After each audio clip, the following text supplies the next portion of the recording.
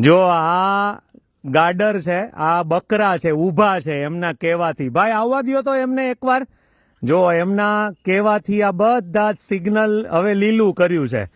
હવે જો જુઓ બધા આવે. જો ભાઈ એમને ઊભા રાખો તો એક વખત.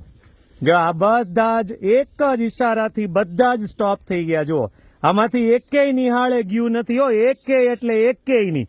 છતાંય આ ભાઈના ઈશારાથી આ બધા જ અહીંયા ઊભા રહી ગયા. એટલે મેં ઘણી બધી વખત મહાનગરના લોકોને ઘેંટા જેવા કીધા છે. એ મારી સૌથી મોટી ભૂલ છે. ઘેંટા બકરા સાથે માણસને આજ પછી હું જીવનમાં ક્યારેય સરખાવવાનો નથી. કારણ કે આ લોકો કયું કરે છે. અમારા સુરતમાં દિશાવિહીન રોકેટો એ કયું કરતા નથી. અને આજની તારીખે પણ સિગ્નલ તોડીને જવાવાળા 30% કરતા વધારે લોકો છે.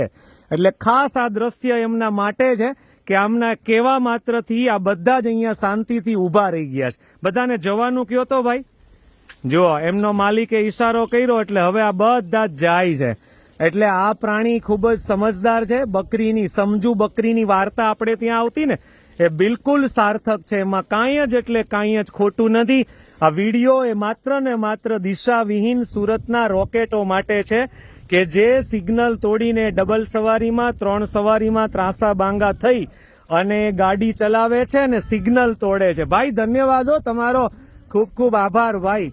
તમે અમને ખૂબ મેસેજ આપ્યો છે તમારા પશુધનની સાથે અમને.